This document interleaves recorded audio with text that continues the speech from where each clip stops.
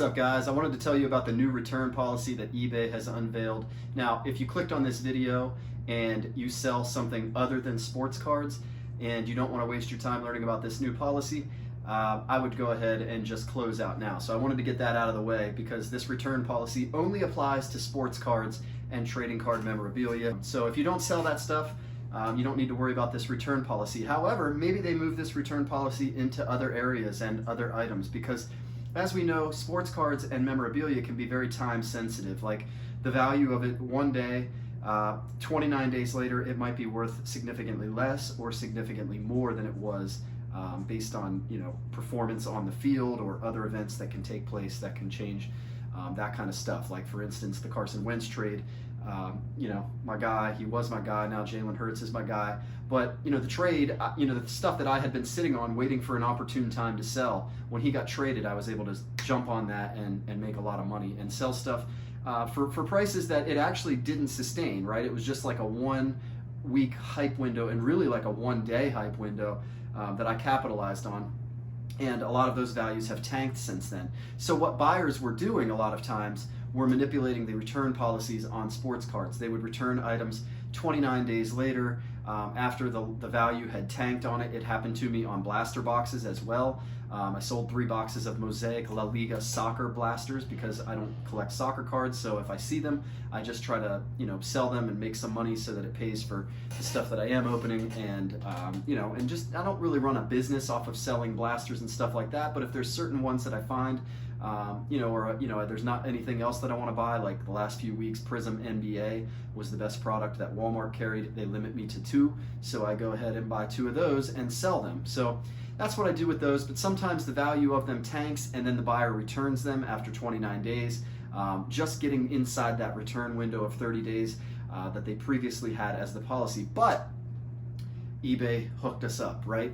They realized that people were killing card sellers and guys that would sell cards, memorabilia, boxes, all of that stuff, because if you wait 29 days to allow a return, a guy basically can buy a card and see whether it goes up or down, and if it goes down, he can put it back on the person that he bought it from. If it goes up, of course, he's just going to keep it and resell it himself. So now what eBay is doing is there's a 3-day max on returning the cards, and there's a couple stipulations to this. The key important part is turn returns off on your cards now. If you still offer like buyer paid or even seller paid 30-day returns on your listings, then it's not going to matter that they only have 3 days to do that, examine it, and send it back. What's going to matter is that you opened the returns up for 30 days, so they're still going to have 30 days of returns to do. So make sure that you turn off 30-day returns or any type of returns on your card listings, and that way it'll bind them to the 3-day max day period that they have to examine the card, decide that it's good and that they like it, and then mail it back. Because a lot of other people were damaging cards on purpose just to kind of give them a good reason to return it, and that's even worse than just returning it for a loss of value. And there's nothing you could do whenever people were doing that to you, right? Like you couldn't dock them, and basically you just had to eat the loss. And buyers started to figure that out, and they were just buying stuff, and if it went down, they would return it. If it went up, they would keep it. This policy actually fixes all of that. Now they're going to have 3 days only to examine the card, and if they don't figure out that they don't like it within 3 days, so it's sort of like the Mercari policy, right? And if they don't figure out that they don't like it within 3 days, they can return it. But if they don't, and they don't do it within that 3 days, then they're stuck with it, and they can't decide 28 days later that they want to return the card, that they have buyer's remorse now. So this is a great policy. I'm very happy that they put this in. It's sort of the Mercari policy that they do for all products. Well, eBay's starting to do it just for cards, and I love it. I personally love it. Now, there's other time-sensitive items that, not just sports cards, things that sell for more money during certain times of year, and they might tank or lose their value, or they might go up. If you know about any of those items, go ahead and comment in the comments other things that you think that eBay should put this policy towards.